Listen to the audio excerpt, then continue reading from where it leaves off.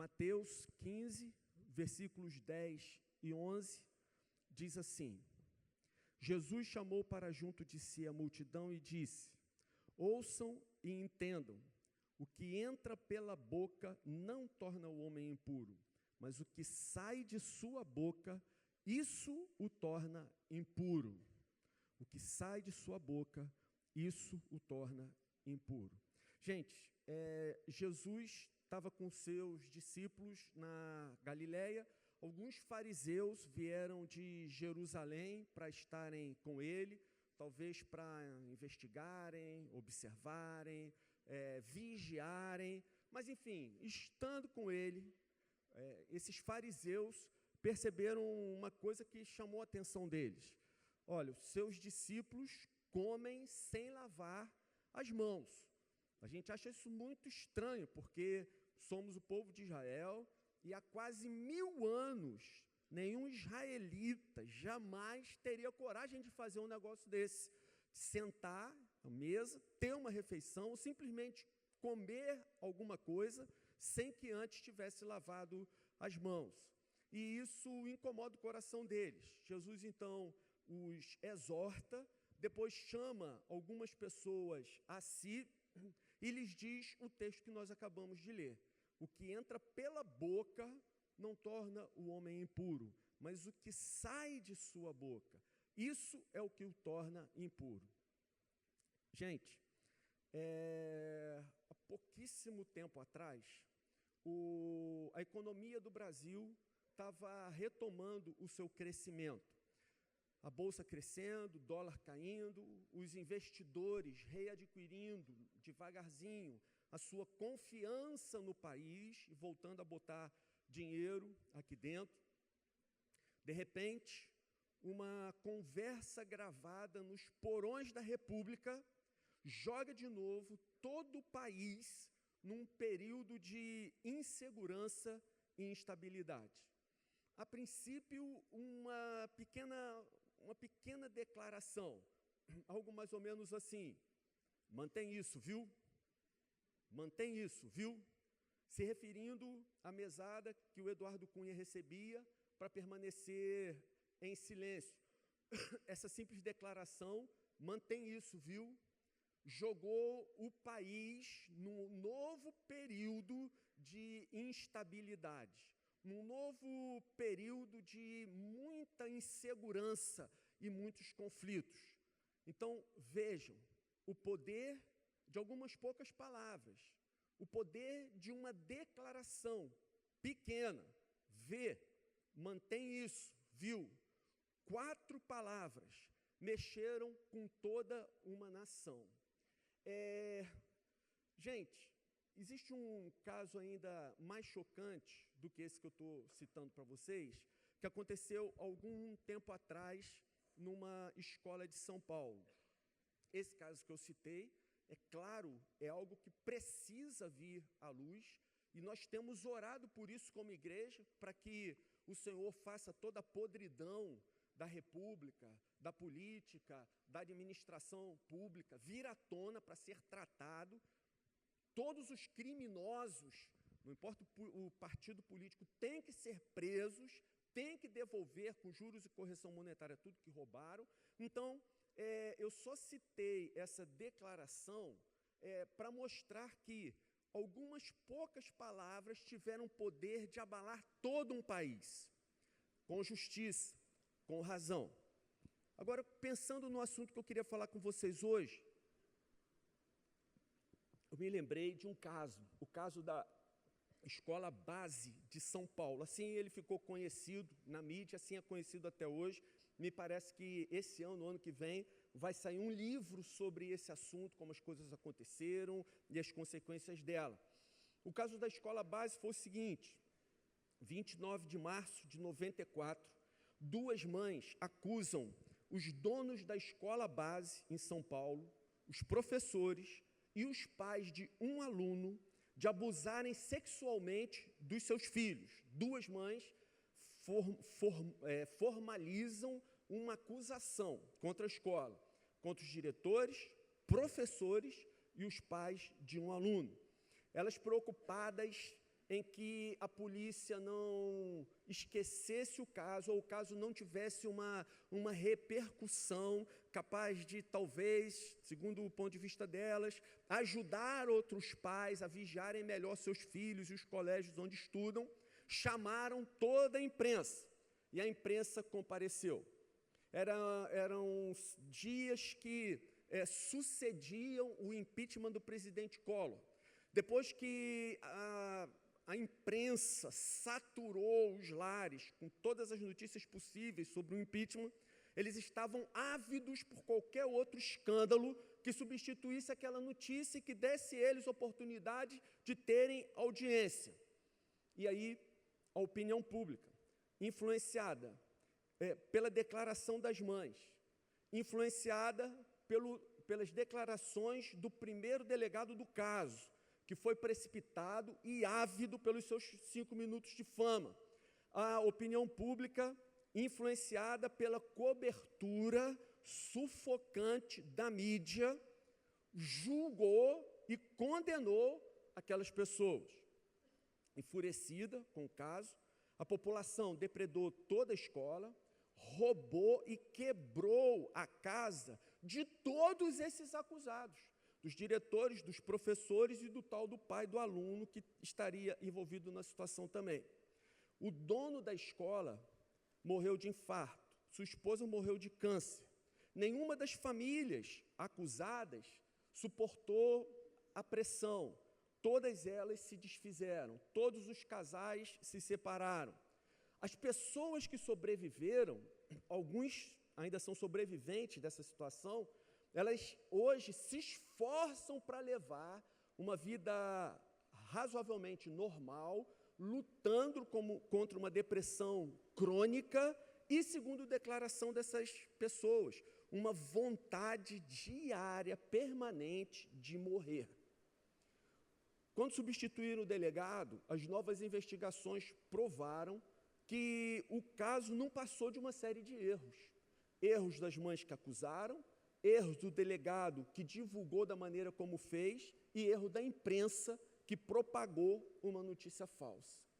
A verdade do caso hoje, tantos anos depois, aquelas pessoas que tiveram suas vidas desgraçadas e morreram ou vivem, algumas ainda hoje com rótulo de pedófilos, na verdade, eram todas inocentes.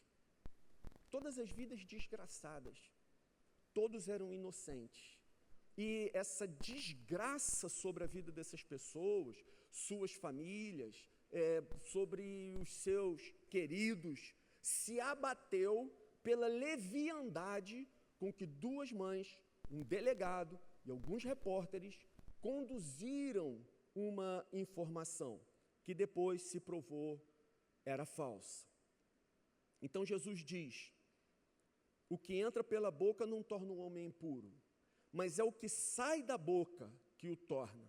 E ele acrescenta em Mateus 15, a partir do versículo 18, as coisas que saem da boca vêm do coração, e são essas que tornam o homem impuro, pois do coração saem os maus pensamentos, os homicídios, os adultérios, as imoralidades sexuais, os roubos, os falsos testemunhos e as calúnias. São essas coisas que tornam o homem impuro.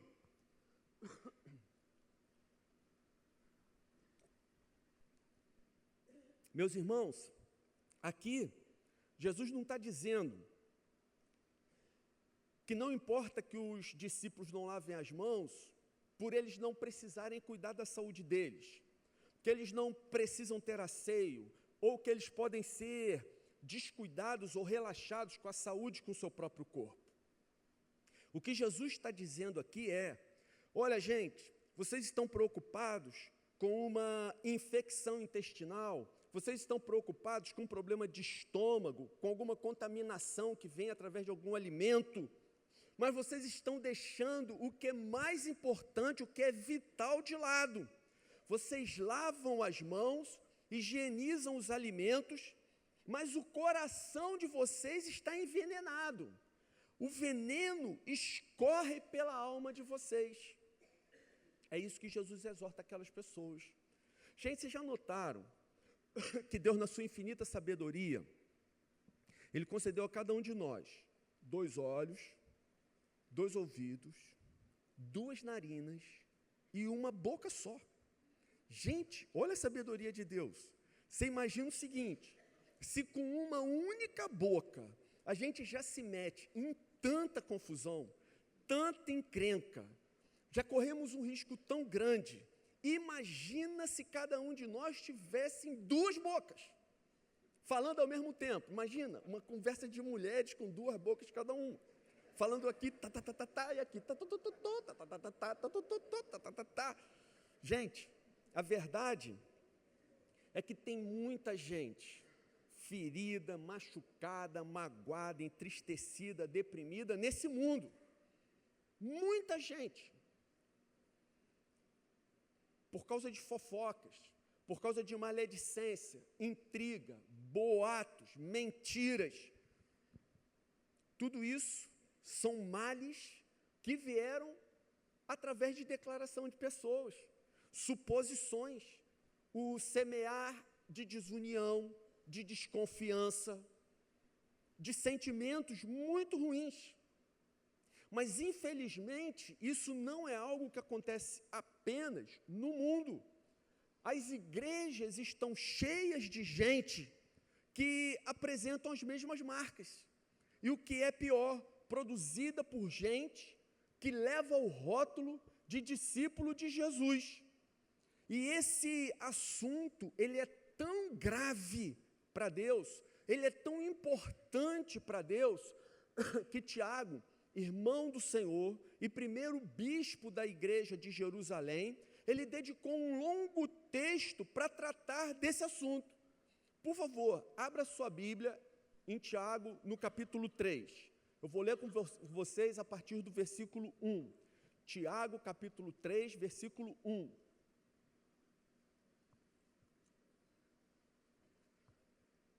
Diz assim: meus irmãos, não sejam muitos de vocês mestres, pois vocês sabem que nós, os que ensinamos, seremos julgados com maior rigor. Todos tropeçamos de muitas maneiras. Se alguém não tropeça no falar, tal homem é perfeito, sendo também capaz de dominar todo o seu corpo. Quando colocamos freios na boca dos cavalos, para que eles obedeçam, podemos controlar o animal todo.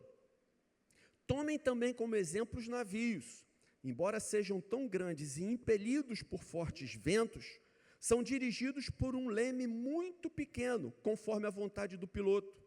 Semelhantemente, a língua é um pequeno órgão do corpo, mas se vangloria de grandes coisas.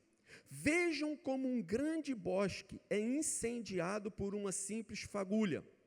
Assim também, a língua é fogo, é um mundo de iniquidade.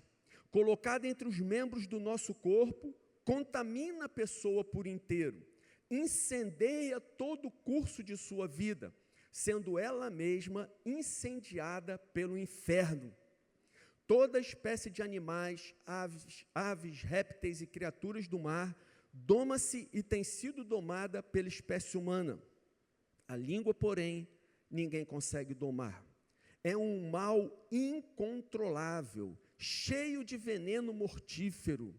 Com a língua, bendizemos o Senhor e Pai, e com ela amaldiçoamos os homens, feitos à semelhança de Deus.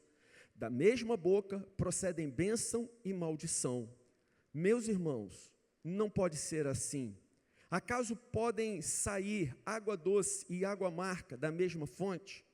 Meus irmãos, pode a figueira produzir azeitonas ou uma videira figos? Da mesma forma, uma fonte de água salgada não pode produzir água doce. Tiago compara nosso falar a 3 coisas. Primeiro, ao freio na boca do cavalo. Olha a expressão que ele usa. Ele diz, olha, quando você bota o freio na boca do cavalo, você é capaz de controlar o cavalo todo. É assim, o cavalo está brabo, o cavalo relincha, o cavalo dá coice. Ora, bota o freio na boca do bicho, você vai começar a controlar. E a pergunta que fica aqui é: quantas pessoas próximas a nós têm sido escoiciadas com certa frequência, pela maneira como nós falamos, tratamos com elas, lidamos, pelas declarações que lhes fazemos? Quantas pessoas próximas nós temos magoado, nós temos machucado, porque temos agido, não vou repetir porque é muito duro, como essa figura que Tiago usou. Quantas pessoas, gente, nós temos ferido assim e temos agido dessa maneira? A segunda comparação que ele faz é o leme dos navios. Então, observa aqui a dimensão observa aqui a consequência que a nossa língua pode trazer, as nossas palavras, nossas declarações, se você compara o tamanho de um leme com o tamanho de um navio. Se você vê o tamanho de um navio e o tamanho do leme, comparar os dois, você fala, vai ter navio que você mal consegue enxergar o tamanho do leme. Tão menor é que o tamanho do navio todo. O leme é muito pequeno comparado com todo o tamanho do navio. Mas o que Tiago está dizendo aqui é, apesar do leme ser tão pequeno, ele é crítico, porque é ele que vai dar direção a toda aquela massa que está flutuando. É o leme do navio que vai, de acordo com a direção do timoneiro, levar o navio para águas tranquilas, para um porto calmo e seguro, ou vai levar o navio para águas turbulentas, a ponto até de enfrentar tais tempestades que seriam capazes de afundar o próprio barco. É o leme que vai dar a direção, para onde esse barco aqui da minha vida está indo, para onde ele vai ser levado. É o leme que vai dirigir, é o leme que vai apontar o sentido, o norte, para onde ele está sendo conduzido. E, finalmente, ele compara a fagulha numa floresta. Então, veja, irmãos, Tiago faz aqui uma sequência crescente de gravidades, de problemas que podem ser criados com a nossa língua e com as nossas declarações. Começa com o cavalo, que dá coice, mas o cavalo só consegue dar coice quem está perto. Quem está longe não é afetado. Depois ele fala do navio, que já é algo maior, e no navio já tem, normalmente, não é uma pessoa só que anda no navio, é muita gente. Então, dependendo da direção do leme, muita gente que está nesse barco vai sofrer as consequências do homem que está com a mão lá no timão.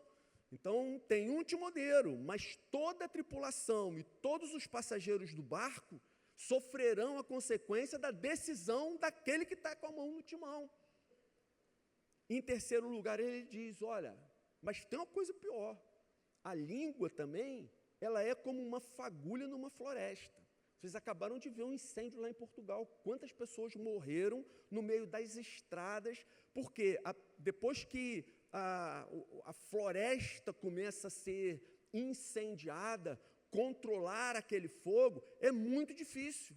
Começa, às vezes, com uma ponta de um cigarro, uma pequena brasa, mas aquilo vai se alastrando numa velocidade tão grande e vai se conduzindo para distâncias tão longínquas que se torna praticamente impossível, humanamente, controlar esse tipo de fogo.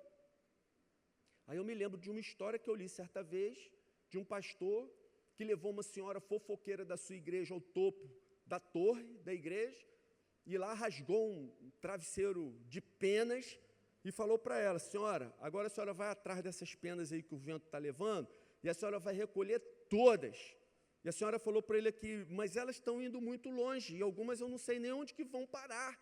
E ele falou, mas é exatamente isso que acontece quando a senhora começa a fazer fofoca daqui da igreja. A fofoca vai a lugares que a gente não consegue imaginar onde ela vai chegar. E aqui, gente, eu quero abordar um assunto assim, bem atual, porque a nossa é a primeira geração que está lidando com essa coisa de redes sociais e mídias sociais. Isso está mudando o comportamento de todo o planeta, de toda a humanidade. É algo que está acontecendo pela primeira vez. Não se sabe quais serão as consequências disso daqui a 10 anos, daqui a 20 anos, como as pessoas estarão. Provavelmente elas estarão muito mais loucas, muito mais doentes, muito mais desequilibradas do que eram ou foram as gerações anteriores, porque agora é uma conexão quase 24 horas por dia. Dia desses eu li um estudo de um psiquiatra norte-americano dizendo que um grande número de pessoas, talvez o maior número de pessoas que usam telefones celulares hoje em dia não conseguem ficar mais a uma distância superior a 1 metro do seu telefone. Você consegue imaginar um negócio desse? Não estou nem dizendo consegue ficar com o seu telefone quebrado 2, 3 dias, não. Isso daí provavelmente o psiquiatra diria. A essa altura ela vai estar tendo delírios trêmulos, vai estar tendo todo tipo de abstinência, um sofrimento quase insuportável. Mas a verdade é que observa a sua vida, observa como você reage. Você consegue deixar o seu telefone celular a mais de 1 metro de distância, fora do alcance da sua mão? Você é capaz de deixar o seu telefone no seu quarto e ir para a sua sala, conversar com a sua família? Pois bem, irmãos, então nós vivemos num tempo diferente de tudo que veio até hoje. A gente não sabe o que vai acontecer daqui para frente. Então, hoje em dia, não é só a imprensa, como no caso da Escola Base de São Paulo, que precisa tomar cuidado com o que torna público. Mas aquilo que nós publicamos nas redes sociais, nós também temos que ter um grande cuidado antes de nós colocarmos ali, antes de nós revelarmos alguma coisa, falarmos alguma coisa, declararmos, expormos o nosso coração. Nunca esqueça, quando colocamos uma informação na internet, nós perdemos totalmente o controle sobre ela. Seja sua foto da sua família, algum pensamento que você achou interessante, uma opinião pessoal. A verdade é, a partir do momento que você colocou na internet, aquilo se tornou público. Aquilo não é mais seu, você não tem mais direito sobre aquilo está indo embora, igual o travesseiro lá na torre da igreja, vai chegar a lugares que você não tem nem noção de onde aquilo está indo. Aquela missionária, Christine Caine, que eu já citei aqui em outras ocasiões, missionária do Hillsong, ela colocou um postzinho no seu Instagram, onde ela diz o seguinte: pense antes de falar, pense 2 vezes antes de escrever, pense 3 vezes antes de publicar qualquer coisa nas mídias sociais. E aí, nosso querido Fabinho acrescentou: e deixa para o dia seguinte. Pensa 3 vezes e deixa para o dia seguinte. Shakespeare disse o seguinte: é melhor você ser rei do seu silêncio do que escravo das tuas palavras. Melhor você ser rei do seu silêncio do que escravo das suas palavras. Gente, isso é absolutamente verdadeiro. Você é senhor, você é dono das palavras que você não disse, dos pensamentos que você não revelou, das críticas e juízos que você considera no seu interior. Mas depois que você fala, depois que você revela, você se torna escravo daquilo. E pode ser que isso cause um estrago muito grande na vida de outras pessoas e na sua própria vida. Vamos às aplicações. Primeira aplicação. Diante disso, gente, primeira aplicação é: não dê ouvidos a tudo que você ouve. Não dê ouvidos a tudo o que você ouve. Eclesiastes 7, 21 e 22 diz assim: não dê atenção a todas as palavras que o povo diz. Caso contrário, poderá ouvir o seu próprio servo falando mal de você, pois em seu coração você sabe que muitas vezes você também falou mal dos outros. Gente, isso aí está na Bíblia. Não sou eu que estou inventando, nem foi eu que escrevi isso não, tá certo? Isso aí está na Bíblia, foi Salomão que escreveu, tem Eclesiastes 7, 21 e 22. Não dê atenção a todas as palavras que o povo diz. Caso contrário, poderá ouvir o seu próprio servo falando mal de você, pois em seu coração você sabe que muitas vezes você também falou mal dos outros. Então, gente, olha só, não dê ouvidos a tudo que você ouve. Não fica querendo se meter em conversas que não são suas, em assuntos que você logo percebe que vão fazer mal ao seu coração. Esse conselho de Salomão, como todo conselho da Bíblia, é extremamente, extremamente sábio e pode nos livrar de muita dor e sofrimento. Se você não foi chamado, se você não está diretamente envolvido num problema, gente, não se meta com aquilo que não é da sua conta. Não comente fatos privados da vida dos outros. Não espalhe boatos. Não fique bisbilhotando a conversa dos outros. Você pode se surpreender e descobrir uma fofoca a seu próprio respeito.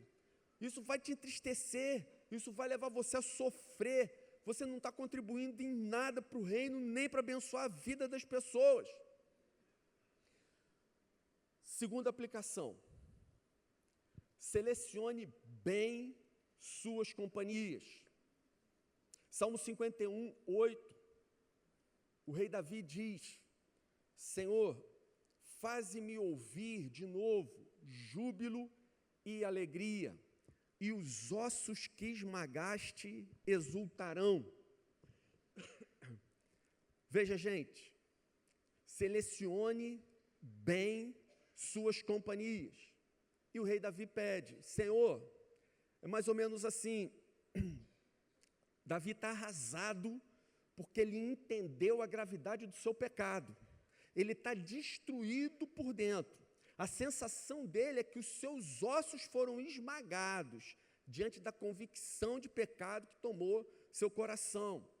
Tudo que Davi não precisa agora é de um murmurador do lado. Tudo que Davi não precisa agora é de alguém para falar das coisas ruins do reino, da sua própria vida, que o acuse, ou que venha com uma série de coisas ruins que venha acrescentar mais peso sobre o seu coração. Então, Davi ora, pedindo: Senhor, livra-me dos murmuradores, livra-me dos amargurados, livra-me daqueles que só enxergam mal, que têm uma visão negativa, pessimista, sem esperança da vida. Senhor, eu preciso ouvir coisas boas, me faz ouvir júbilo e alegria. Então, gente, selecione bem as suas companhias. Sai de perto dos críticos, sai de perto dos maledicentes, sai de perto dos fofoqueiros. Se eles quiserem mudar, a gente está aqui para ajudar. Mas se está aqui para criticar, para maldizer, para gerar fofoca entre nós, meu irmão, irmã, sai de perto, sem constrangimento, e não fica com o coração apertado por isso não. A contaminação é muito fácil. Influenciar o nosso coração negativamente é muito fácil. A gente sabe que a nossa natureza é originalmente inclinada para o mal. A nossa natureza é ávida por isso, percebe? A nossa natureza parece que tem prazer em ouvir sobre o pecado dos outros. Nós gostamos de ouvir quando outras pessoas cometem pecados terríveis. Sabe por quê? De alguma maneira parece que isso consola o nosso coração. Pô, eu olho para mim, eu sei os meus pecados, sei as minhas lutas. Pô, quando eu me coloco diante de Deus, eu me vejo assim, péssimo, sei que preciso me acertar. Aí eu sei de um pecado terrível de alguém. Ai, que alívio.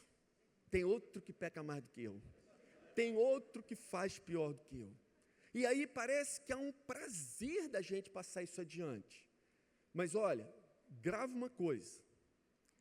Falar mal ou falar do pecado dos outros não fará de você uma pessoa mais santa. Vai fazer de você apenas um pecador fofoqueiro. Falar do pecado dos outros não fará de você uma pessoa mais santa. Vai fazer de você apenas um pecador fofoqueiro. Então, prefira sempre estar na companhia daqueles que são misericordiosos. Prefira estar, conviva, fortalece laços de amizade com aqueles que exercem a graça, com aqueles que têm compaixão, aqueles que exercem misericórdia, aqueles que sempre lutam para que a misericórdia triunfe sobre o juízo. É isso que nós precisamos. Em terceira aplicação,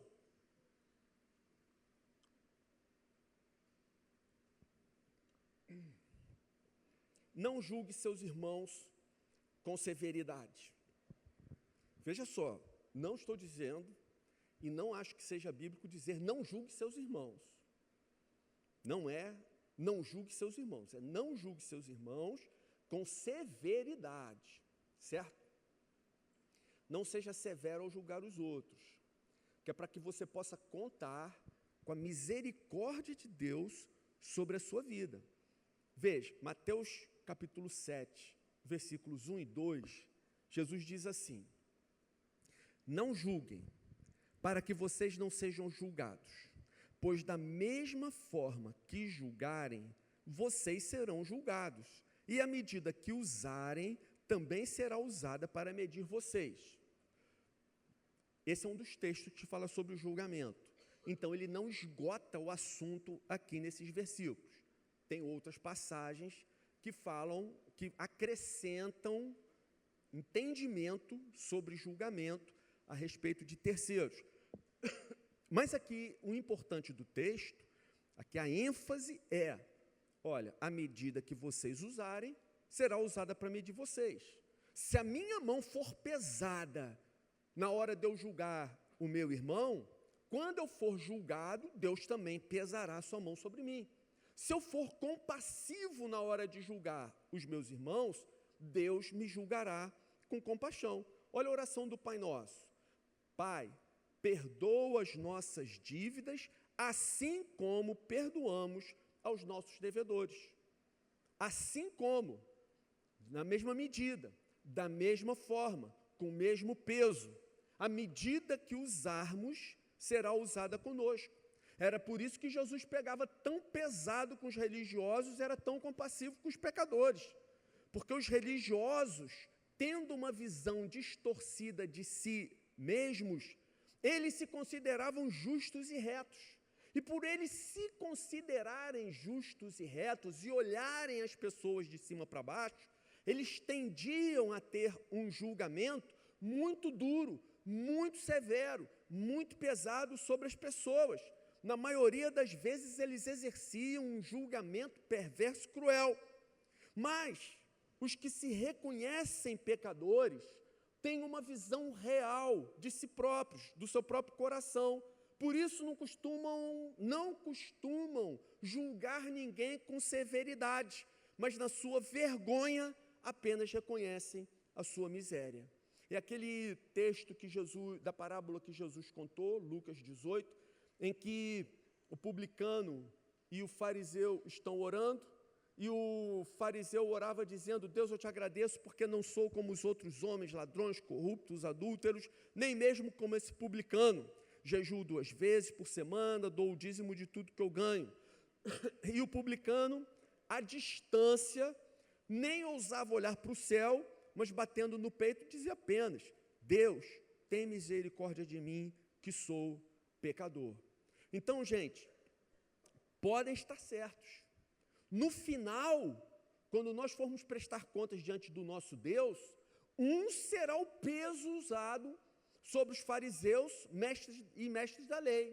Outro será o julgamento daqueles que reconhecem o seu pecado, se arrependem, se desviam do mal e olham para o irmão com graça, com misericórdia e com compaixão. Então aqui eu quero abrir um parênteses para explicar essa coisa do julgar, porque há um entendimento extremamente errado no meio cristão sobre isso. A gente cansa de ouvir dizer, não, nós não podemos julgar, não podemos julgar, não podemos julgar. Pelo amor de Deus, cristão não é zumbi que olha e não tem opinião nenhuma definida a respeito do assunto. Nós não somos zumbis, não somos autômatos, nós não somos pessoas alienadas. Nós vemos fatos, analisamos e tiramos a nossa própria conclusão. Portanto, todo cristão tem obrigação de julgar tudo que vê, a atitude das pessoas, principalmente atitudes públicas, seja em mídia social, seja na TV de uma maneira geral, na mídia de uma maneira geral, ou seja, até mesmo entre nós na igreja. Se acontecem fatos públicos, nós precisamos nos informar a respeito, consolidar uma posição e termos a nossa convicção, termos a nossa opinião. Então, gente, vejam só, o Senhor nunca proibiu que nós julgássemos os outros. Se você ler depois todo o texto de julgamento de Jesus, você vai ver, o que Jesus proíbe é o julgamento hipócrita, é o julgamento maldoso, é o julgamento arrogante, mas julgar é essencial à vida cristã. Diariamente nós fazemos os nossos julgamentos. Augusto Nicodemos diz o seguinte, quem nunca julga, contribui para que o erro se propague. Se você vê esses pastores televisivos da teologia da prosperidade, enganando fiéis, arrancando dízimo de quem não tem nem para comer, simulando curas, fingindo expulsão de demônios, você vê que é mentira, vê as pessoas sendo enganadas e se cala, você contribui para que o erro se propague. Então você não está sendo bonzinho, cristão, você pode estar sendo elegante, politicamente correto, mas não está sendo bíblico. Então, quem nunca julga, contribui para que o erro se propague, para que as pessoas continuem no erro. São gente sem convicção. Essas pessoas que alegam que não julgam, que não dão opinião, que se omitem, que se escondem, elas se tornam coniventes e cúmplices das mentiras, das heresias, dos atos imorais e antiéticos que estão ao seu redor. Então, como eu disse que era apenas uma parte que Jesus fala ali em Mateus, em João, capítulo 7, versículo 24, Jesus diz o seguinte, não julguem apenas pela aparência. Mas olha o que o Senhor diz, façam julgamentos justos, tá certo? Façam julgamentos justos. Está certo, está certo. Está errado, está errado. Está explorando a fé, está explorando a fé. Não, isso não é suficiente para formar um conceito, não é suficiente para formar um conceito. Não, mas isso é suficiente para formar. Então, é suficiente para formar, tire suas conclusões. Faça o seu julgamento. Pondere no seu coração.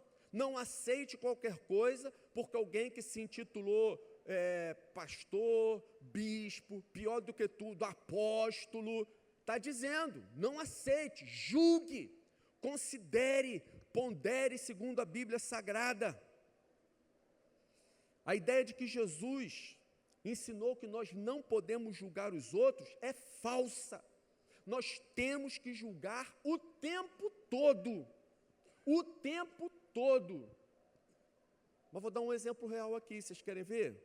Por exemplo, eu julgo meus queridos irmãos aqui, pastores, o tempo todo, porque eu avalio suas vidas, julgo e falo assim, gente, como é bom conviver com eles, gente santa, gente de Deus, eles são sinceros, eles são honestos, eles são verdadeiros, eu estou julgando, e foram aprovados no meu coração, vê?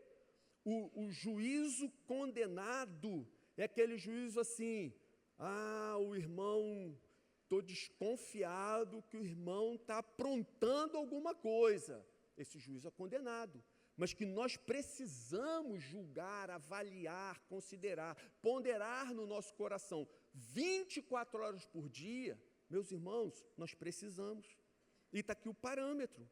Jesus ensina, ou seja, ele não apenas diz que nós não somos proibidos de julgar, mas somos proibidos de julgar de maneira hipócrita, vaidosa e arrogante, como ele diz, olha, vocês precisam julgar. E como é que vocês vão julgar? Ora, façam julgamentos justos. Esses são os parâmetros de Jesus para nós julgarmos. Eu quero, já encerrando, entrar em outro assunto. Como nós falamos de mídias sociais, vira e mexe, esse negócio vai aparecer. Eu queria que vocês entendessem isso. Uma das funções dos pastores é cuidar das ovelhas, é alimentar as ovelhas. O outro aspecto da função do pastor é afugentar os lobos, é proteger o rebanho. Então, meus irmãos, quando nós entramos numa mídia social e falamos que tal pastor não é honesto, não é sério e não deve ser ouvido, não é uma opinião que nós tivemos enquanto eu estava meditando no recôndito íntimo da minha casa, resolvi dar uma opinião a respeito, estou dando uma opinião. Se nós falamos que tal pastor não é sério e não deve ser ouvido, não ouça, preserve seu coração, preserve sua alma, não queira discutir publicamente. Sabe por quê? Só revela um traço de arrogância do seu coração. Porque antes de nós publicarmos qualquer coisa, nós discutimos, nós avaliamos, nós ponderamos. E você pode apostar que tem muita coisa a respeito de muita gente que é bem vista por aí, que nós sabemos que você iria se horrorizar se você soubesse também. Mas um dos desejos maiores do nosso coração é que você nunca descubra essas verdades sujas, feias e mal-cheirosas da vida desses líderes. A gente quer que você continue achando que a igreja é absolutamente perfeita, bondosa e todos são bem intencionados, porque era para ser assim. Então é melhor continuar alheio e indiferente a isso, mas deixe que a gente cuide da igreja, deixe que a gente cuide da sua alma, deixe que a gente cuide da sua família, da sua vida. Muitas ovelhas não conseguem perceber o risco que estão correndo, e enquanto o lobo já está mordendo o pescoço, já está sendo devorada, estraçalhada, vai arrebentar a sua vida. Então, quando nós nos posicionamos, gente, não é para a gente discutir uma opinião, é porque a gente sabe o que a gente está falando. A gente só entra publicamente quando a gente tem convicção e precisa para proteger a nossa igreja. Eu tenho convicção do contrário, que o erro de muitos pastores é permanecerem calados, politicamente corretos, para não se indisporem com as pessoas, para não se indisporem com seus colegas, para serem populares, para serem convidados para pregar por aí. E por conta dessa omissão desses pastores, a igreja tem sido afetada, a igreja tem se degenerado. Então, meus irmãos, ao contrário de tratar alguns desses assuntos em off, como foi proposto ao pastor Jonatas recentemente, por causa de uma pregação abominável que foi citada recentemente, aí, um alerta que ele deu sobre um pastor abominável, que, com um estudo abominável, e alguns disseram que ele deveria tratar isso em off com o pastor. A verdade é que o apóstolo Paulo diz que não. 1 Timóteo, capítulo 5, versículo 20, Paulo diz o seguinte, olha, os que pecarem deverão ser repreendidos em público para que os demais também temam. É obrigação do pastor, cuidar do povo, zelar pelo povo. E se necessário for, expor o veneno que algumas pessoas estão se deliciando por aí. Quero concluir, gente, depois desse momento leve, alegre e abençoado, dizendo, gente, cuidado com o que fala, cuidado dobrado com o que você publica, porque é isso que contamina e mata espiritualmente. Com as nossas palavras, nós podemos abençoar, encorajar, motivar, fortalecer as pessoas, mas também podemos ferir, maldizer, desencorajar, enfraquecer e até matá-las. Tome a decisão de usar suas palavras, a partir de hoje, apenas para abençoar as pessoas, para glorificar a Deus, para realizar a sua vontade. Não acredite em tudo que ouve. Selecione suas companhias. Isso vai fazer um bem enorme ao seu coração. Seja um instrumento nas mãos de Deus, para que através de você, a misericórdia sempre triunfe sobre o juízo. Amém? Senhor, abençoa essa palavra, ajuda a gente a praticá-la e que as tuas mãos permaneçam sobre nós, que o teu Espírito continue agindo em nossas vidas.